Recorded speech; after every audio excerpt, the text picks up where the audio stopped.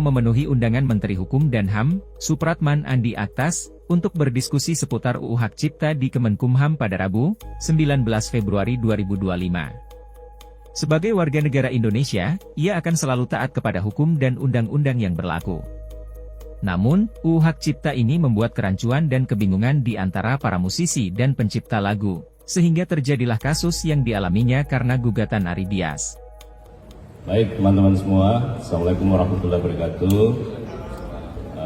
Pada hari ini saya kedatangan tamu ke Kementerian Hukum yang sebenarnya juga saya yang mengundang dalam rangka untuk menerima masukan terkait dengan rencana Dewan Perwakilan Rakyat Republik Indonesia untuk merevisi Undang-Undang Hak Cipta.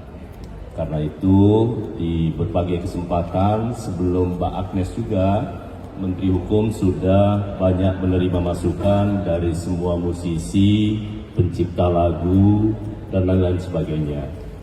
Dan pada hari ini, Alhamdulillah Mbak Agnes datang dan saya meminta banyak masukan, terutama karena beliau berpengalaman dan sudah meniti karir sejak lama sebagai penyanyi maupun pencipta lagu, dan juga punya pengalaman selama ini untuk berkarir di luar negeri, terutama di Amerika Serikat. Tentu menyangkut soal royalti dan hak-hak pencipta, musisi, dan lain sebagainya yang harus dilindungi. Karena itu kita meminta masukan dari Mbak Agnes terkait dengan hal tersebut. Jadi sekali lagi saya berterima kasih kepada Mbak Agnes ya atas masukannya, dan semua sudah kami catat dan nanti akan kami jadikan masukan pada saat parlemen kita DPR RI mengirimkan setelah diputuskannya revisi Undang-Undang tentang Hak Cipta. Karena itu sekali lagi mudah-mudahan momentum hari ini, karena bukan hanya Mbak Agnes, tapi setiap saat kami menerima berbagai macam masukan dari masyarakat. Bukan hanya dari kalangan pencipta ataupun musisi, tapi juga dari dunia akademik. Jadi nanti beberapa perguruan tinggi kami akan undang untuk memberi masukan setelah kami nanti menerima draft RUU dari parlemen. Kira-kira itu hasil pertemuan kami hari ini. Berikutnya saya persilakan kepada, mungkin ada hal-hal yang ingin disampaikan dari Mbak Agnes.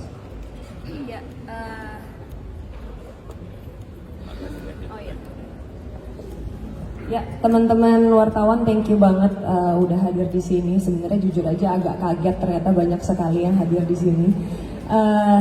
Jadi sebenarnya memang percakapan atau diskusi yang tadi saya jalankan bersama Pak Menteri, thank you banget Pak udah menerima saya juga dengan untuk invitationnya juga. Sebenarnya tujuannya untuk belajar sih ya Mas dan Mbak, belajar apa sih sebenarnya undang-undang itu. Karena kalau karena saya warga negara Indonesia, saya maunya taat sama undang-undang kan gitu, saya berdiri bersama undang-undang. Nah tapi sayangnya karena mungkin ada kasus yang teman-teman juga tahu, pada akhirnya membuat kebingungan bukan cuma untuk saya ya, tapi juga untuk penyanyi-penyanyi lain atau pencipta-pencipta lagu lain yang juga ada di Indonesia. Oleh karena itu makanya saya pikir bagus nih kita pakai kesempatan ini untuk sama-sama belajar, sama-sama duduk, sama-sama mendengar dan sadar hukum ya.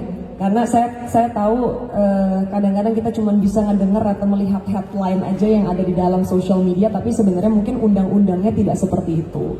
Gitu. Jadi sebenarnya ya again ya balik ke yang tadi saya bilang, di sini kita hanya berdiskusi, saya membagi juga pengalaman saya sebagai pencipta lagu dan juga sebagai penyanyi pada saat lagi di Amerika Serikat juga LMK-nya seperti apa. Saya sendiri actually bagian dari dalam tanda kutip LMK di Amerika Serikat, yaitu BMI selama 12 tahun gitu, menjadi songwriter di sana juga gitu.